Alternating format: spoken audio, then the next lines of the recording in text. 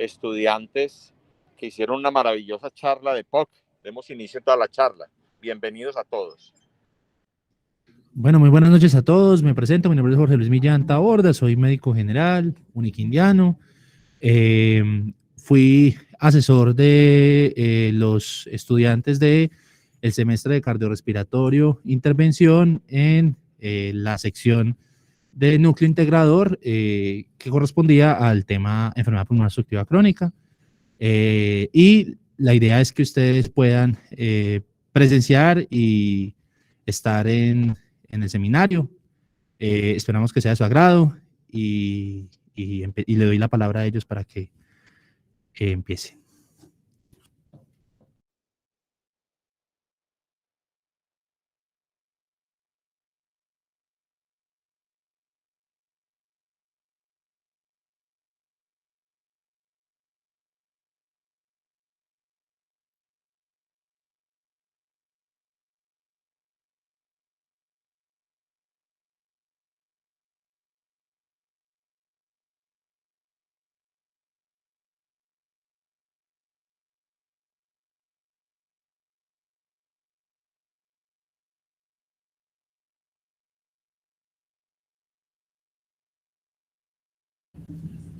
Bueno, muy buenas tardes para todos. ¿Nos están viendo en pantalla la presentación? Sí, se ve. Okay. Bueno, nosotros fuimos el grupo que... Perdón, Esteban, todavía no se ve. ¿No se ve? Ok.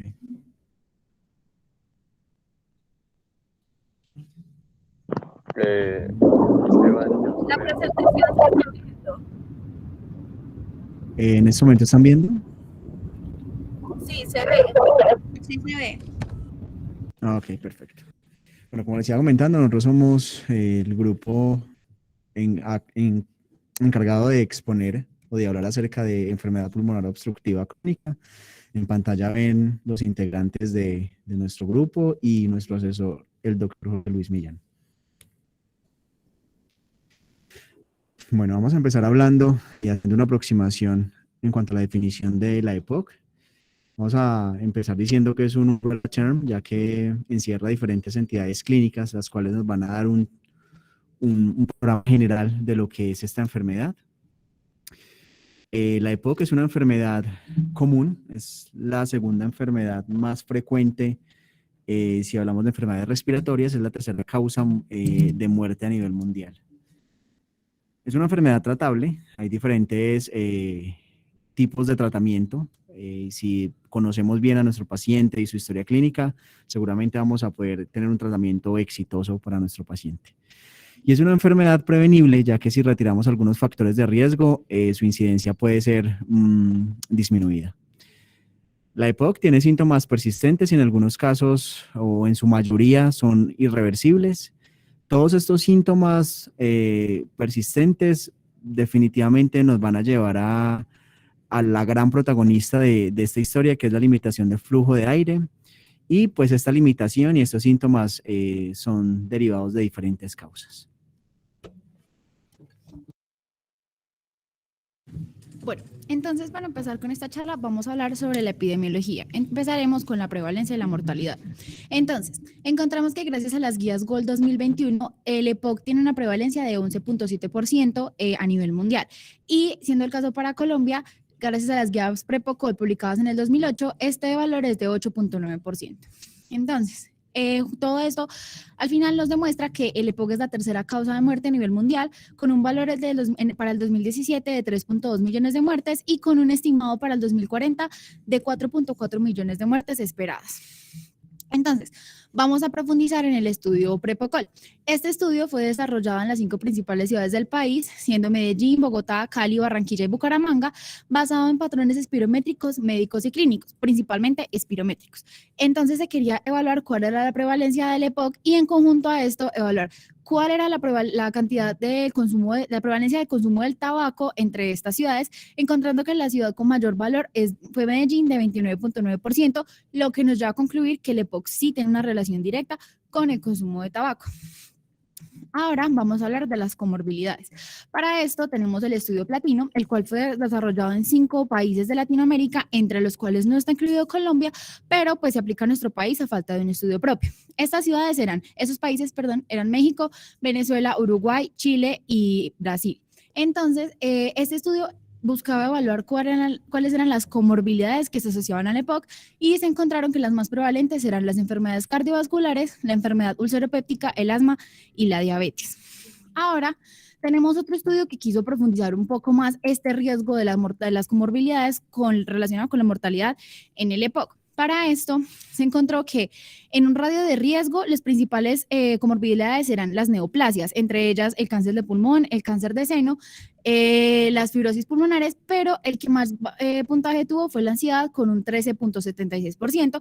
Y a continuación vemos una gráfica en la cual se encuentra que la línea punteada representa el EPOC, entre más cerca estén los círculos representa mayor mortalidad y el tamaño de los círculos representa la frecuencia con la que están relacionadas al EPOC. Así vemos en el centro, en los puntos verdes, por ejemplo, el cáncer pulmonar, la ansiedad de punto rosado, cáncer de seno, también en punto rosado, entre otros. Ahora, vamos a hablar del desarrollo pulmonar.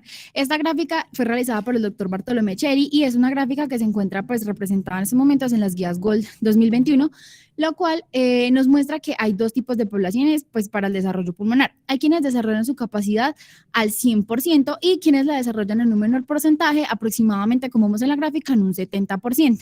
Entonces, entre el grupo que desarrolla su capacidad pulmonar total, hay quienes cuya función decrece de forma fisiológica, ya sea por el paso de los años, por exposición al medio ambiente, que sería el grupo TR1, donde vemos que es un valor de 71.5% y no desarrollaron EPOC. Ahora, hay quienes cuya función decrece de una forma patológica, ya sea por exposición también a consumo de tabaco, predisposición genética, como veremos más adelante, que sería el grupo TR3 con un 5.5% para el desarrollo del EPOC. Ahora, en las personas que desarrollan su función de forma completa, esto se puede dar tanto por factores, en el desarrollo embrionario o por infecciones en su niñez. Entonces, hay quienes cuya función decrece de forma fisiológica en el grupo TR2, que fue el 16.9% para no desarrollar EPOC, y hay quienes, aparte de esa predisposición en su desarrollo y infecciones en la niñez, también pues pueden estar expuestos a factores de riesgo que se mencionarán más adelante, que es el grupo TR4 con 6.1% para el desarrollo del EPOC.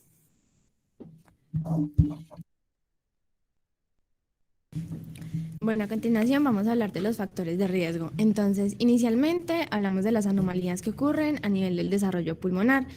Entonces, todos los eventos que sucedan en la gestación, en el nacimiento y las exposiciones que se den a nivel de la niñez y la adolescencia pueden afectar el crecimiento pulmonar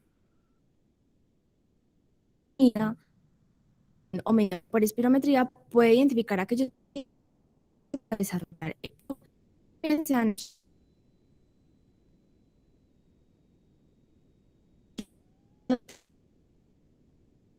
Asimismo, pues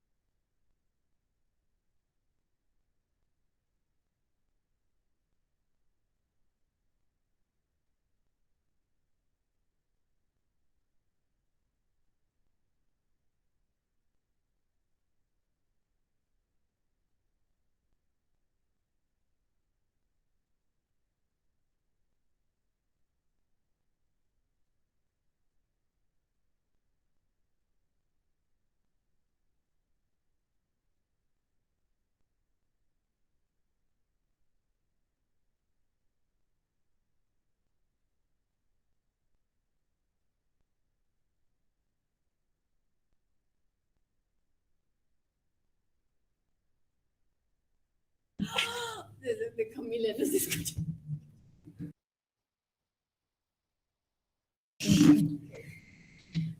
Perdón, hubo un inconveniente con el internet. Quería preguntarles hasta qué parte se escuchó la charla.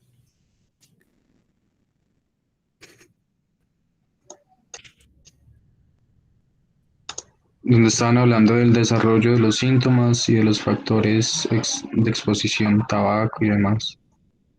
Vale, gracias.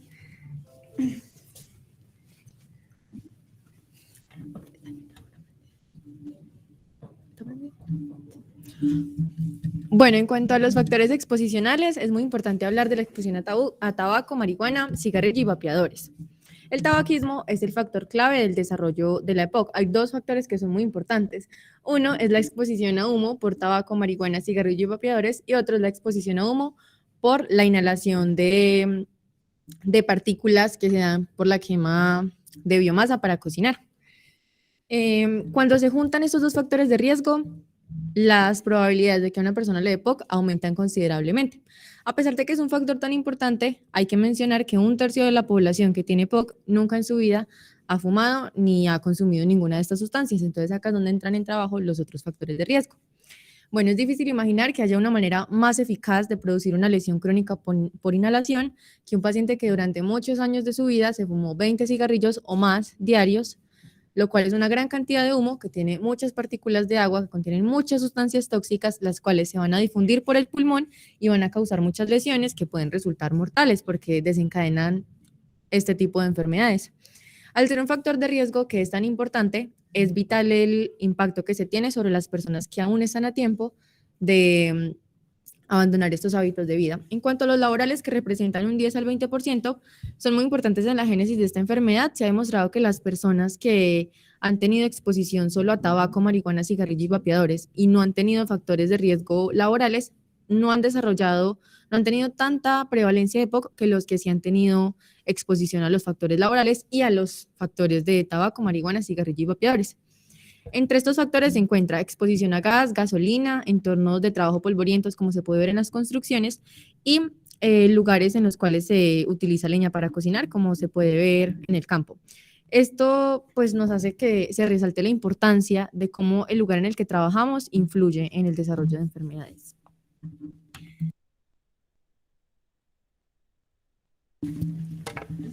Bueno, como lo han dicho mis compañeros, el hábito de fumar es uno de los principales factores de riesgo, por eso establecemos el índice tabáquico, el cual nos permite evaluar el riesgo que tiene un fumador de padecer EPOC. Esto pues es simplemente una fórmula, que es el número de cigarrillos al día por número de años de fumador sobre 20. Este resultado, pues nosotros lo interpretamos que si es menor a 10, es un riesgo nulo de desarrollar EPOC, de entre 10 y 20 moderado, y entre 21 y 40 intenso, y mayor a 41 muy alto.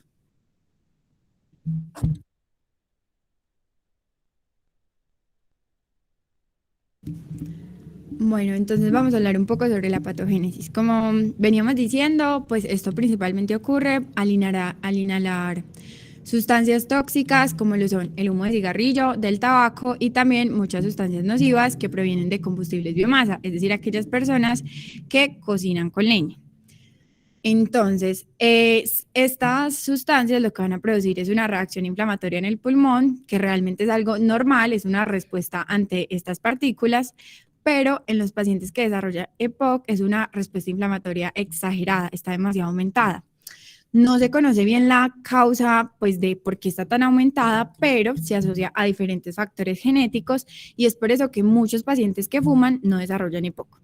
Sin embargo, existen dos procesos que son amplificadores de la inflamación. Entre ellos tenemos un aumento del estrés oxidativo, es decir, todas estas partículas nos van a aumentar los oxidantes que van a ser liberados por células inflamatorias como macrófagos y neutrófilos.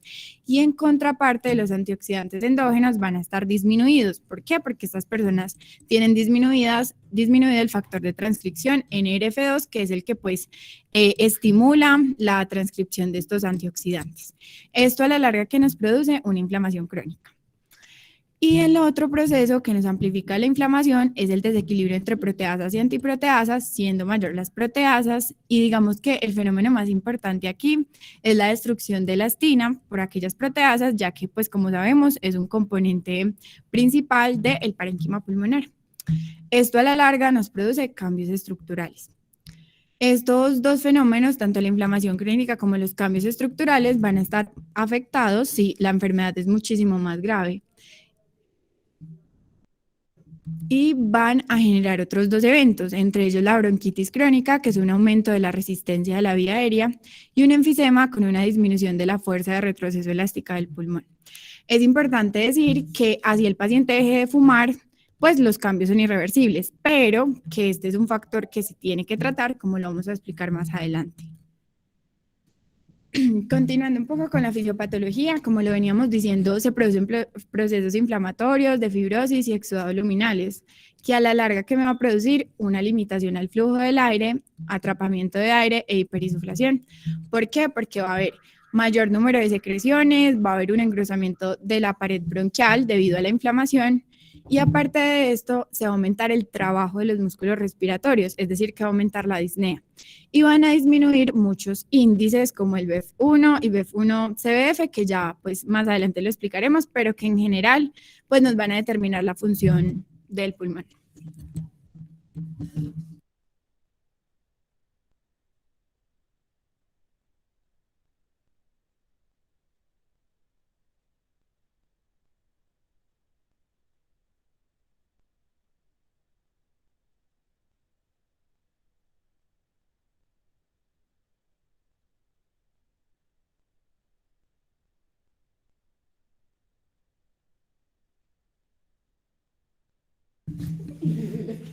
Bueno, no sé si nos estén viendo en este momento el tablero. ¿Alguien nos puede confirmar, por favor?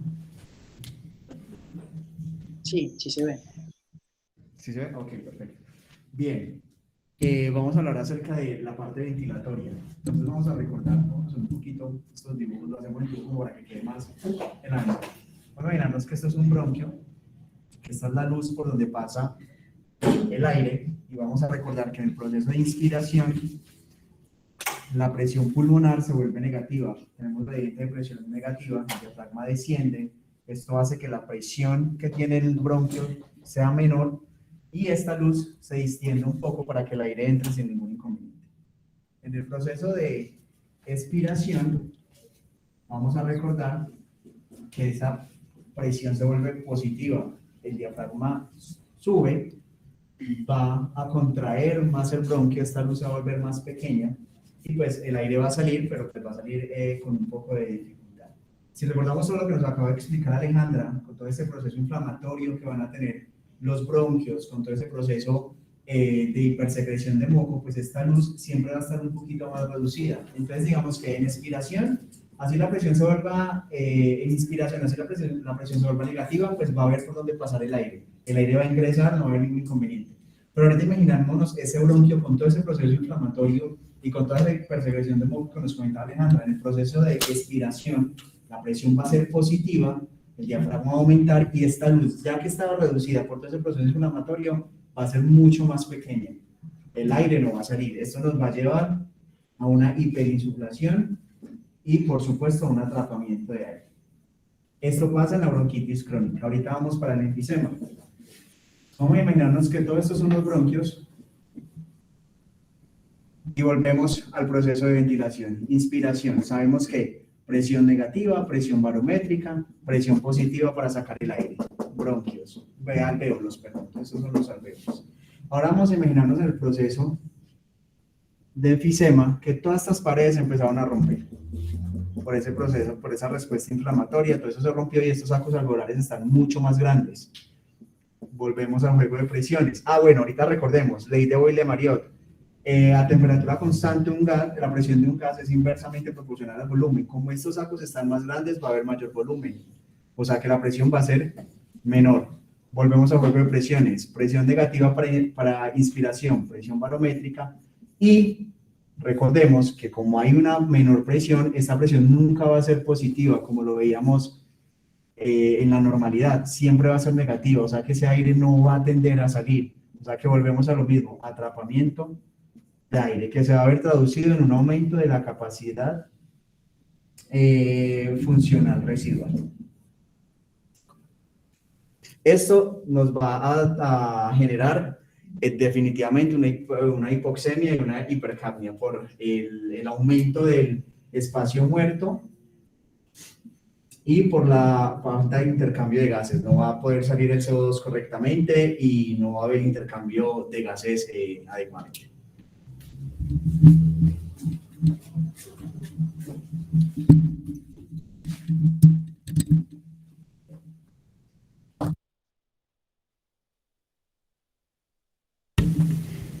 Bueno, otro factor importante que tenemos es que hay mayor número de células caliciformes y glándulas agrandadas. Pues las partículas tóxicas lo que hacen es inducir una hipertrofia de glándulas submucosas y una hiperplasia de células caliciformes, pero realmente se produce una hipersecreción de moco porque como los neutrófilos están activados, ellos tienen una elastasa, que aparte de tener una función proteolítica, su principal función es actuar como secretagogo. Entonces aquí es donde se va a producir una tos productiva crónica. Bueno, la destrucción de todas estas paredes alveolares indiscutiblemente nos va a generar una vasoconstricción hipóxica. Como les comentaba ahorita, pues el intercambio de gases va a estar totalmente reducido, va a haber un aumento del espacio muerto, o sea que la superficie de intercambio de gases pues va a estar totalmente reducida.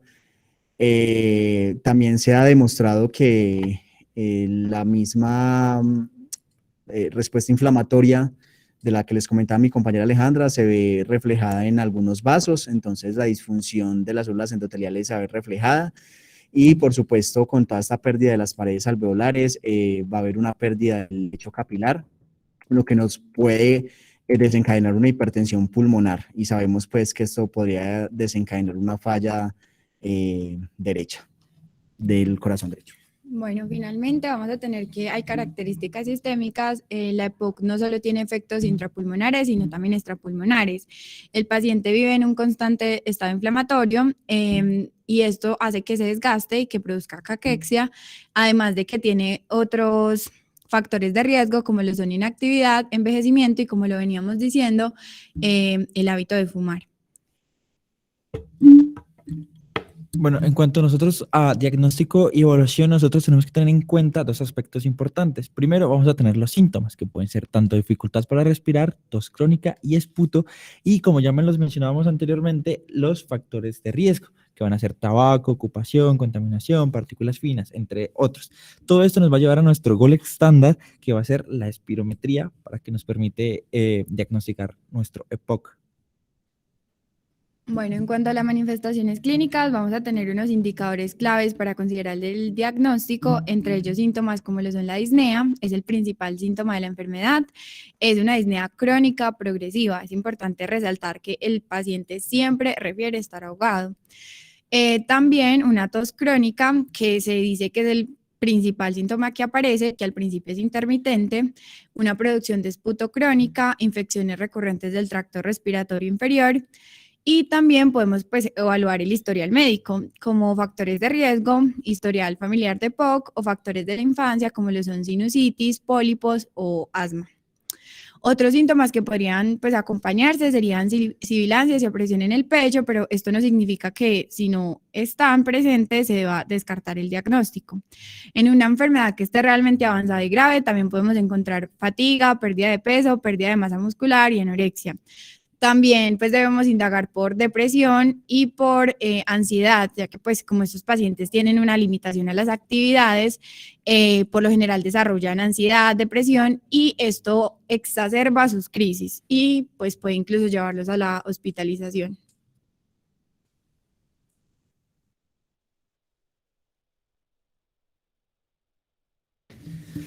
Bueno, en cuanto a nuestra prueba gold estándar para la EPOC, vamos a hablar acerca de la espirometría.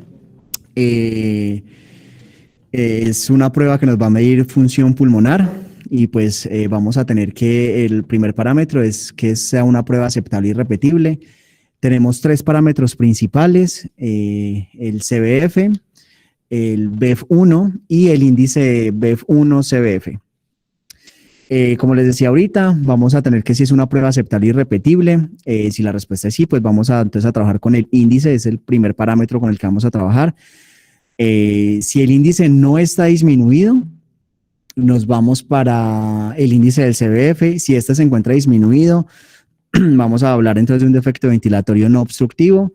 Seguramente será una probable restricción. Si este índice, el CBF, está disminuido, no está disminuido, vamos a hablar de una espirometría entre los valores de referencia. El otro panorama es que este índice esté disminuido. Cuando hablamos de disminuido es que esté por debajo del 70%. Si está disminuido, hablaremos de una obstrucción de las vías aéreas.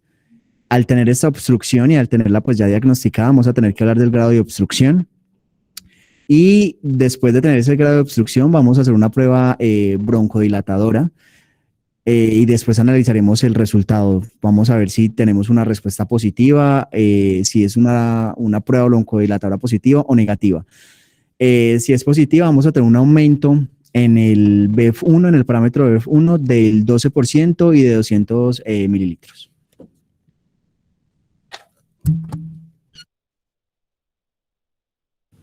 Bueno, con todo esto vamos a realizar una evaluación integral. Esto pues es importante ya que nos va a permitir realizar un diagnóstico, pronóstico y un manejo terapéutico adecuado.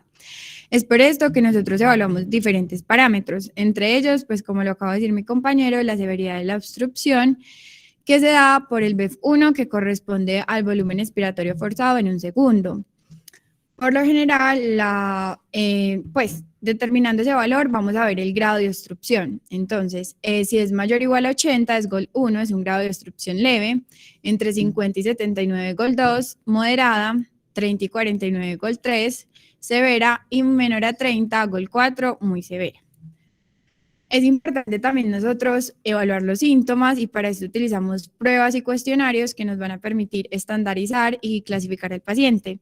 Entre ellos tenemos el cuestionario de disnea modificado de Medical Research Council, que básicamente tiene 5 ítems y califica pues la gravedad de la disnea relacionada con la actividad, en donde el grado 0 nos indica que es un paciente que no presenta disnea o que presenta disnea con un ejercicio intenso, y el grado 4 ya es un paciente que incluso en reposo presenta disnea. Otro cuestionario muy importante es el COPD Assessment Test, más conocido como el CAT, y es muchísimo más completo porque no solo evalúa la disnea, sino otros síntomas como lo son la tos, flema, opresión en el pecho, pero lo más importante es que evalúa el impacto que tiene la enfermedad sobre la vida del paciente. Las personas califican de 0 a 5 y tiene una puntuación pues máxima de 40. Pero pues los valores que nos interesan es que si es menor a 10, pues la POC tiene un impacto bajo sobre la vida del paciente, pero si es mayor o igual a 10, tiene un impacto medio a alto. También es importante evaluar las exacerbaciones. Consideramos que una persona es exacerbador frecuente cuando presenta 2 o más episodios al año. Y esto pues solo pues logramos saber con los antecedentes y el historial médico del paciente. Y evaluamos las comorbilidades porque, como decíamos, pues la EPOC también tiene un impacto extrapulmonar y casi siempre coexiste con otras enfermedades, especialmente cardiovasculares, como lo es la hipertensión arterial, también podría pues la diabetes y la osteoporosis. Entonces, todos estos parámetros, como les decía, nos van a permitir clasificar al paciente, y desde la GOL del 2011 se estableció una clasificación para poder agruparlos mejor. Entonces encontramos el grupo A, B, C y D y vamos a establecer como un plano cartesiano. En el eje de las X tenemos los síntomas y en el eje de las Y tenemos los antecedentes y exacerbaciones. Entonces, los pacientes que presenten resultados de un MMRC entre 0 y 1 y un CAT menor a 10 están ubicados entre el grupo A y C. Si presentan un MMRC mayor o igual a 2 y un CAT mayor o igual a 10, están ubicados entre el grupo B y D. En cuanto al eje de las Y, si no presenta ninguno o presenta una exacerbación sin ingreso hospitalario, están ubicados entre los pacientes A y B. Y si presenta mayor o igual a 2 exacerbaciones o una o más exacerbaciones con ingreso hospitalario, están entre los grupos C y D.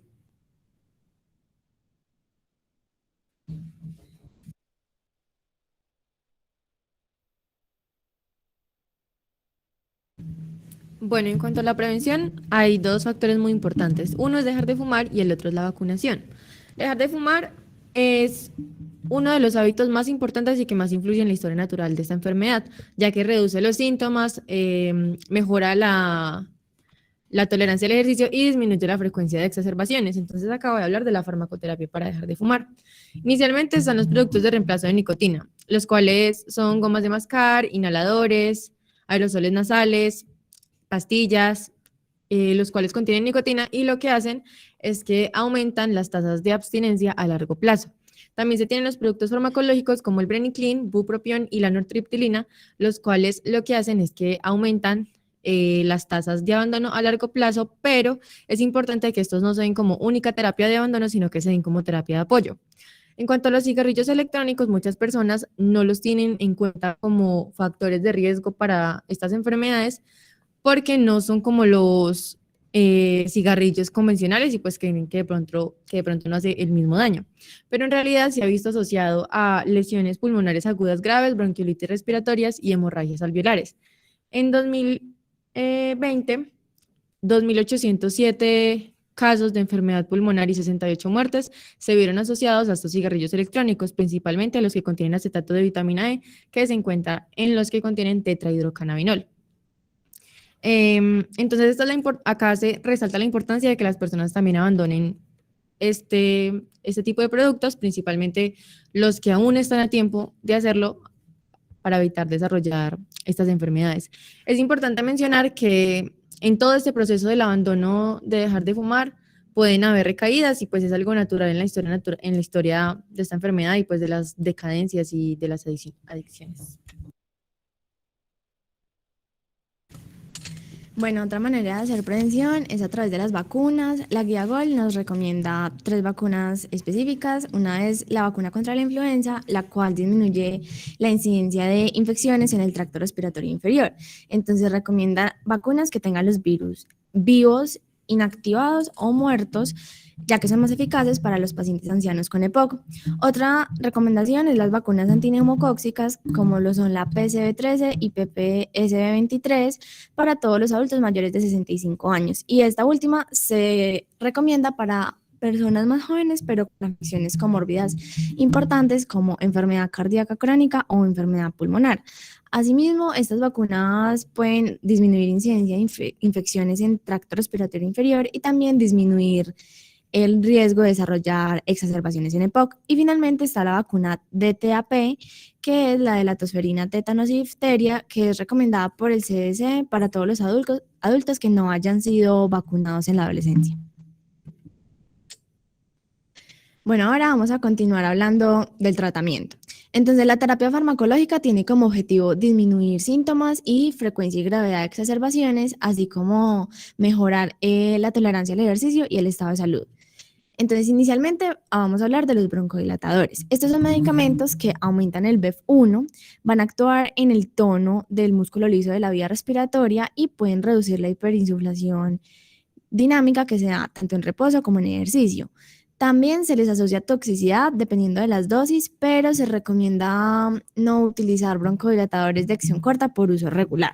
Entonces, entre los broncodilatadores inicialmente tenemos los agonistas beta. Estos son fármacos cuya principal acción es relajar el músculo liso y eso lo hacen estimulando receptores beta 2, generando una cantidad significante de AMP cíclico que va a contribuir al efecto broncodilatador. Entonces, entre estos encontramos los SABA, que son los de acción corta, y los LABA, que son los de acción prolongada. Y como todo medicamento, pues van a tener efectos adversos, como lo es la taquicardia sinusal, y pueden generar o precipitar alteraciones del ritmo cardíaco en pacientes susceptibles. También se les atribuye el temblor somático exagerado y la hipopotasemia. Seguidamente están los antimuscarínicos. Estos fármacos pueden bloquear el efecto broncoconstrictor que tiene la acetilcolina una vez se libera y actúa sobre receptores M3 que están a nivel del músculo liso de la vía respiratoria. Entonces acá también vamos a tener fármacos de acción corta, como lo son los SAMA. Estos pueden inhibir el receptor neuronal M2, lo cual genera una broncoconstricción inducida vagalmente. Pero por otro lado están los LAMA, que son los de acción prolongada, que ellos se unen inhiben los receptores M3 de forma más prolongada y se disocian más rápidamente de los receptores M2. Eso contribuye a que se dé una prolongación de la duración del efecto broncodilatador. Y como efectos adversos se les atribuye el más importante, serostomía, pero también se ha informado de un aumento en los eventos cardiovasculares en pacientes con EPOC. Y finalmente se habla de la terapia combinada. Se dice que la combinación de dos broncodilatadores con mecanismo de acción diferente y duración de acción diferente puede contribuir a mayor efecto broncodilatador con mínimo riesgo de efectos adversos. Entonces, por ejemplo, la combinación de un SABA con un SAMA va a ser mucho mejor que cualquier uso de un broncodilatador solo para mejorar BEF1 y síntomas. También se hablan de numerosas combinaciones entre un LABA y un LAMA en un único inhalador disponible. Entonces se habla de que estos van a tener una mejoría en comparación con el placebo y esta mejoría también va a ser superior a los efectos de la monoterapia con cualquier broncodilatador de acción prolongada. Cabe decir que se han hecho estudios en poblaciones con antecedentes de exacerbaciones que aseveran que la combinación LABA-LAMA disminuye en mayor medida las exacerbaciones que el LABA corticoide inhalado. Y hubo otro estudio que decía lo contrario, que el LABA corticoide inhalado reduce en mayor medida las exacerbaciones que el LABA-LAMA, pero en pacientes que tenían más de 300 eosinófilos en sangre. Y finalmente, un estudio concluyó que ambos tienen una efectividad muy similar, pero se atribuye mayor riesgo de neumonía al uso de la combinación LABA corticoide inhalado.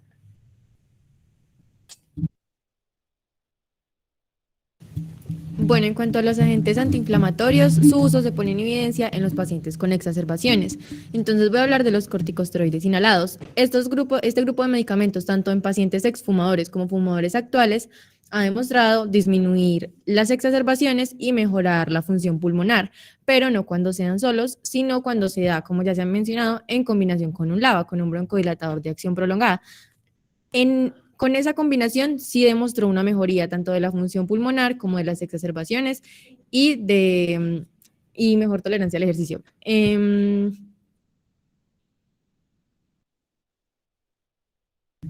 Es importante mencionar que con estos medicamentos hay que tener un umbral, un umbral en cuanto a los eosinófilos en sangre, el cual nos va a decir si es recomendable o no usarlos y si el paciente se va a ver beneficiado o no. Entonces, se recomienda que en pacientes que tienen un recuento mayor a 300 eosinófilos en sangre, sí se utilicen estos medicamentos porque se puede ver beneficiado, y no se recomienda en pacientes que tienen menos de 100 eosinófilos en sangre. En cuanto a los efectos adversos, se encuentra la voz ronca, persistencia de candidiasis oral y hematomas en la piel. Y pues por estos efectos adversos es que se recomienda que el paciente haga enjuagues. Entonces, en estos corticosteroides inhalados es muy importante hablar de cuándo sí, cuándo se recomienda y cuándo no. Hay un apoyo fuerte para su uso cuando hay antecedentes de hospitalización por exacerbaciones de POC y 2 o más exacerbaciones moderadas de POC por año. Pero estos 2 puntos de apoyo fuerte se recomienda que se use si el tratamiento adecuado no está haciendo el beneficio que debería ser. Y también si se tiene un recuento mayor a 300 eosinófilos en sangre y historial de asma. En cuanto a considerar de pronto el uso en pacientes que tienen una exacerbación moderada de POC por año y un recuento entre 100 y 300 eosinófilos en sangre. Y está contraindicado en pacientes que tienen eventos de neumonía constantemente, que tienen recuento de eosinófilos en sangre menor a 100 células y que tienen historial de infección por micobacterias. En cuanto a hablar a los agentes mucolíticos y antioxidantes, es importante mencionar que en pacientes que no consumen corticosteroides, los medicamentos como la N-acetilcisteína y la carbocisteína pueden reducir exacerbaciones y mejorar función pulmonar. Y en cuanto a los inhibidores de la fosfodiesterasa 4, estos medicamentos disminuyen la inflamación al inhibir la degradación de la AMP cíclico intracelular. Son relativamente nuevos, en el mercado se encuentra el ruflomilaz y el silomilaz, se encuentran en un comprimido y han demostrado efectos broncodilatador y antiinflamatorio, y en comparación con un placebo sí han demostrado una mejoría de las exacerbaciones.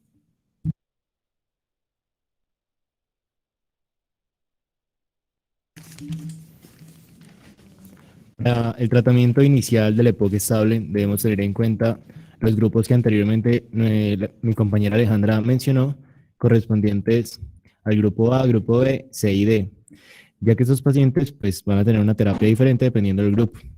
En primer lugar, y para simplificar la dinámica, tenemos un grupo A con pacientes poco sintomáticos y poco exacerbadores, por lo que la guía nos recomienda tratar únicamente con un broncodilatador.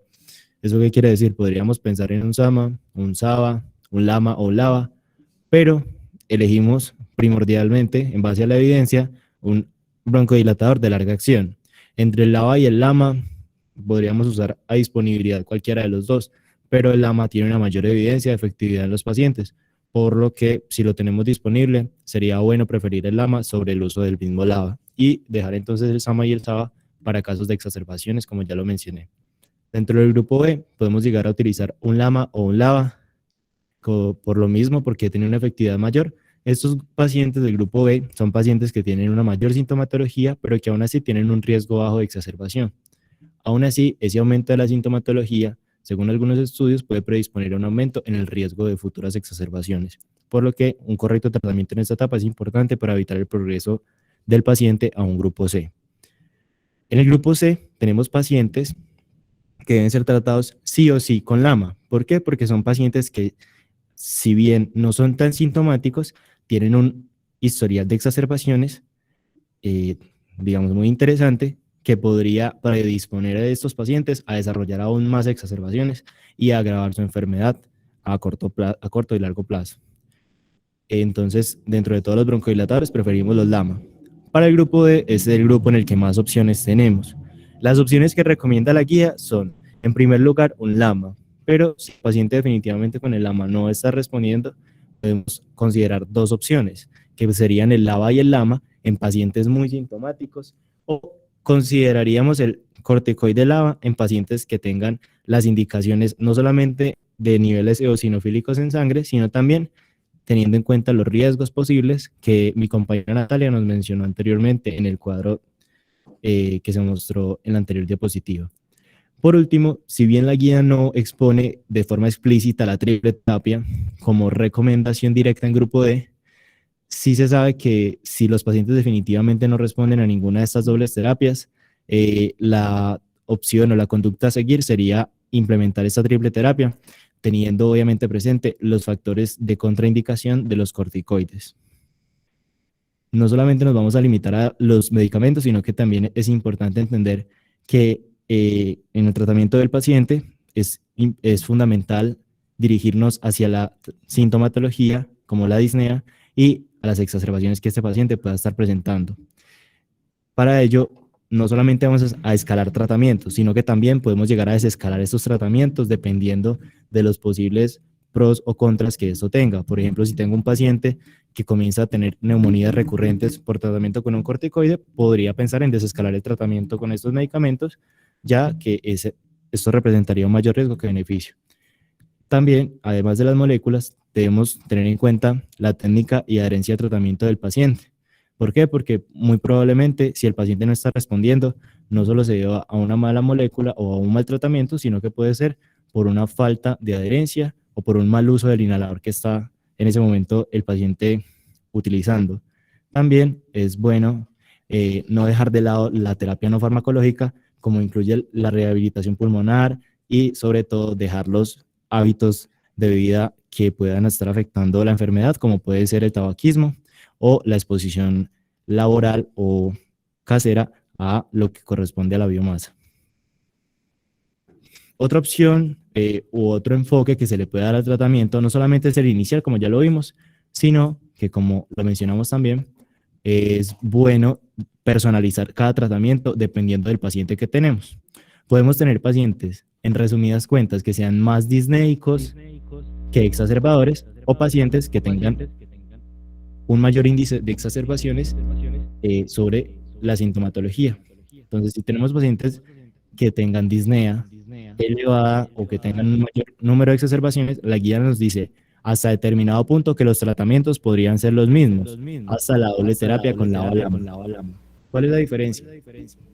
Resulta que en los pacientes con predominio disnéico, el doble tratamiento con lava-lama siempre va a preferirse sobre el tratamiento con lava-corticoide, porque son pacientes que no responden correctamente a estos medicamentos. Por esa misma causa, antes de pensar en cambiar en terapia de un paciente con predominio disnéico o el uso de un corticoide, sería bueno antes reconsiderar cambiar esas moléculas de lava-lama. Por ejemplo, si el paciente está siendo tratado con umeclidinio bilanterol, podríamos pensar en cambiarlo por un anticatalógico perróneo, a manera de ejemplo únicamente. O también pensar en otras causas que puedan estar causando la disnea en el paciente que no necesariamente deben estar relacionadas con la EPOC. Mientras, como lo mencioné ahorita, los corticoides sí estarían supremamente indicados en pacientes que son muy exacerbadores, por lo que si miramos el flujograma del lado derecho, vemos que sí aparecen como primera opción el uso de lavacorticoide, y también se consideraría como una alternativa el uso de la triple terapia con lava-lama y corticoide. Además de los 3 medicamentos fundamentales que ya mencionamos acá, nos dan 2 opciones más para determinados casos, que es el uso de un inhibidor de la fosfodiesterasa 4, como lo es el roflumilaz, en pacientes que tengan una afectación del volumen respiratorio forzado en el primer segundo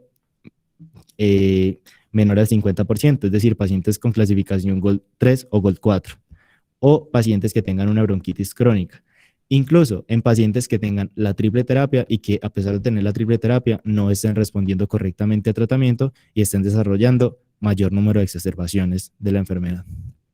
Mientras que la acitromicina tiene un uso muy limitado, muy contradictorio, como lo mencionó mi compañera, es muy controversial, pero podríamos pensar en darlo en los pacientes que fuman o que son exfumadores. ¿Por qué? Porque son pacientes que tienen un mayor riesgo de desarrollar infecciones tipo neumonía por legionela, por ejemplo, o por neumococo. Entonces, digamos que se podría considerar su uso, pero no está completamente recomendado por la guía.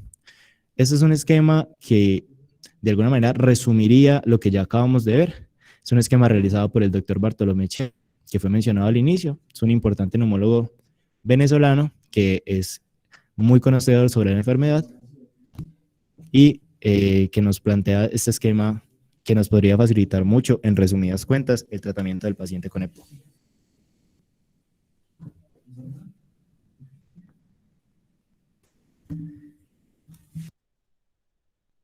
Bueno, en cuanto a exacerbación, ahora nosotros vamos a tener que definir primero qué es una exacerbación. Una exacerbación se define como el empeoramiento agudo de los síntomas respiratorios. Esto termina dando lugar a un tratamiento adicional. Esto se puede dar por múltiples desencadenantes. Entre ellos encontramos las infecciones respiratorias que pueden ser tanto de origen viral como de origen bacteriano. En cuanto a las de origen viral, podemos decir que estas tienen un mayor riesgo, una mayor duración y una mayor precipitación hacia las hospitalizaciones.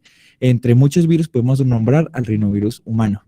En cuanto a las de origen bacteriano, se pueden dar tanto por microorganismos atípicos como típicos. De importancia podemos nombrar la Pseudomonas aeruginosa y el Staphylococcus aureus metiloresistente, entre muchos otros. Pero también vamos a tener unos factores ambientales que pueden ser contaminación ambiental, temperatura, exposición a partículas finas que tienen un mayor riesgo de gravedad y mayor riesgo de hospitalizaciones. Los síntomas que podemos encontrar en una exacerbación son un aumento de la disnea, un aumento de la tos, un aumento de la expectoración y finalmente un aumento de la purulencia. Los síntomas pueden durar de entre 7 a 10 días, pero pueden durar más. Se sabe que entre el 20% de los pacientes que cursan una exacerbación tras 8 semanas de inicio de su cuadro clínico aún no se ha solucionado o no ha recobrado un estado clínico estable, lo que termina generando un impacto negativo que no solo es en la tasa de hospitalizaciones, en la de readmisiones, sino que también en el estado general del paciente y en la progresión de la enfermedad, puesto que si nosotros padecemos una exacerbación tenemos mayor sensibilidad a padecer otra, lo que genera un valor predictivo de que a mayor número de exacerbaciones, mayor riesgo de padecer otro evento. Por eso es supremamente en el tratamiento de la exacerbación, no solo tratar el impacto de la exacerbación actual, sino tratar de prevenir futuras. En cuanto a diagnósticos diferenciales, dado que nuestros síntomas no son muy específicos de una exacerbación, tenemos que tener en cuenta que existen diagnósticos diferenciales como una neumonía, un edema pulmonar, un embolismo pulmonar e incluso arritmias cardíacas.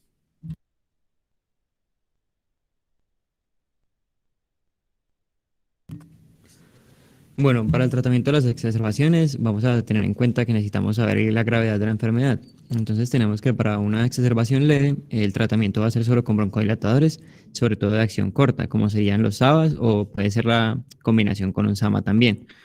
Ya si vemos que la exacerbación llega a ser moderada, vamos a añadir unos glucocorticoides sistémicos, que estos están demostrados que lo que van a hacer es mejorar la función pulmonar reflejada en el BEF1. También van a disminuir el tiempo de la enfermedad y pues van a mejorar la oxigenación. También tenemos que podemos administrar antibióticos en casos de que sospechemos una infección bacteriana. El tratamiento vendría siendo para una neumonía, pues el tratamiento empírico, que serían aminopenicilinas y macrólidos. En esto hay que tener en cuenta también la resistencia local y pues la epidemiología. En caso de que la exacerbación sea grave, ya cursaremos con hospitalización en la cual va a haber una oxigenoterapia. Debemos mantener al paciente en unas saturaciones de oxígeno de 88 a 92%. Y en caso tal de que también tengamos una insuficiencia respiratoria aguda, ya entraríamos a dar soporte ventilatorio. Este puede ser, pues la idea es que siempre sea lo primero no invasivo y en caso tal de que este falle, ya pasaríamos a una ventilación mecánica invasiva.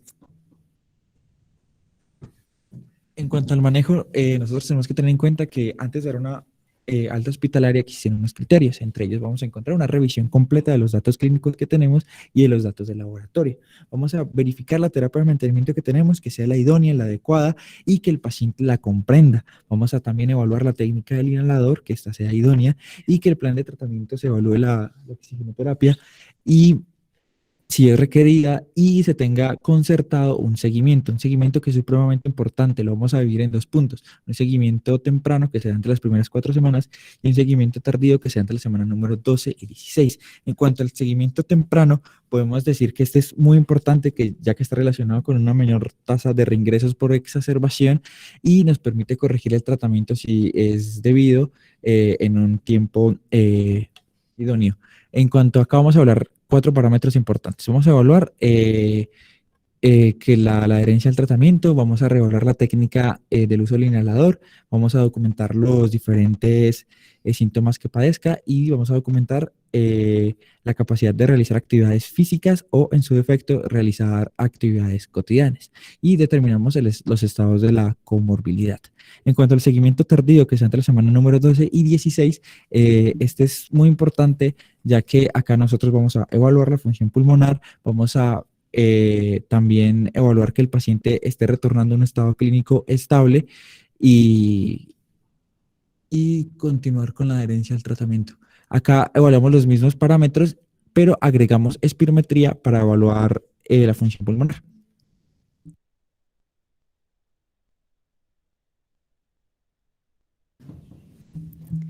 Listo.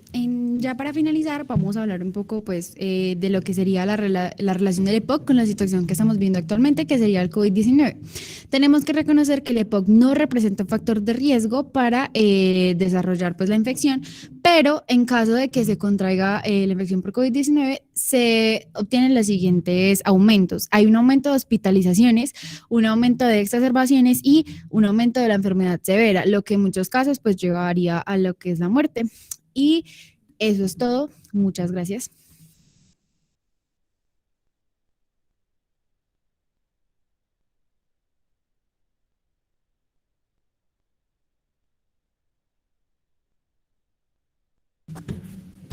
Bueno, ¿hay alguna pregunta en el auditorio?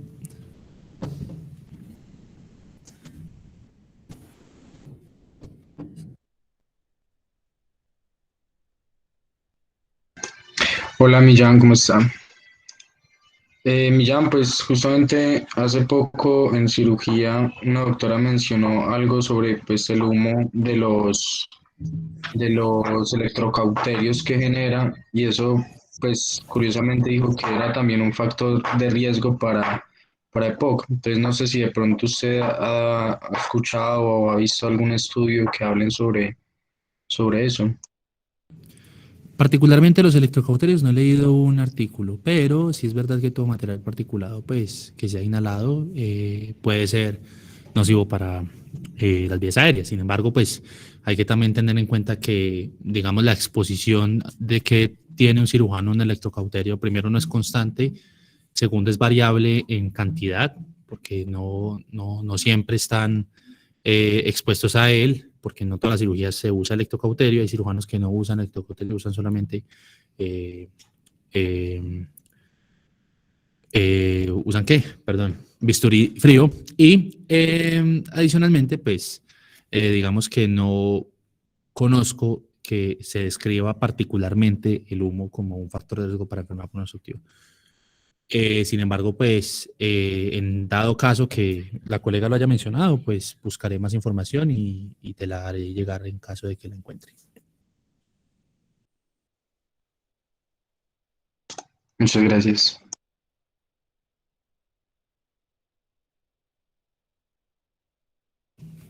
¿Alguna otra pregunta?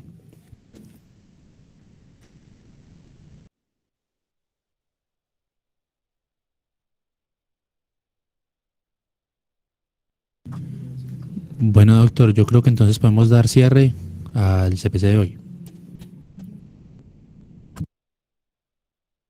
No, yo la cargué, estoy seguro.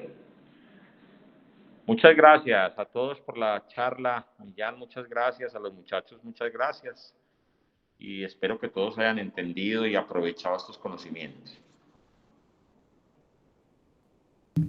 Doctor, muchas gracias a usted y de parte de todo el equipo de Núcleo Integrador de EPOC, les damos las gracias por su atención y delante de todos quiero felicitar a este grupo tan maravilloso de estudiantes que me tocó liderar, dado que pues han sido muy juiciosos, muy diligentes y como lo pudieron ver, hicieron un excelente trabajo en su presentación. Que tengan buena noche y hasta luego.